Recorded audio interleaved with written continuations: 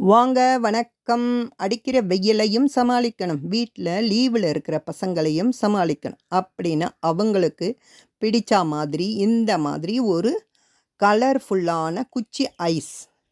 எப்படி கலர்ஃபுல்லாக இருக்குது பாருங்கள். வீட்டில் இருக்கிற பொருளை வச்சு ரொம்ப ரொம்ப ஈஸியாகவும் செய்திடலாம், உடம்புக்கும் கெடுதி இல்லை.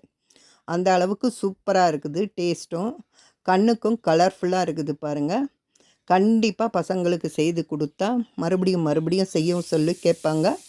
அதே மாதிரி ரொம்ப ரொம்ப குஷி ஆகிடுவாங்க.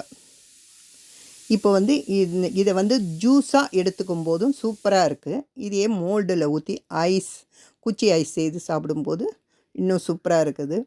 பெரியவங்க சின்னவங்க எல்லாமே இதை எடுத்துக்கலாம், அந்த அளவுக்கு சூப்பராக இருக்குது.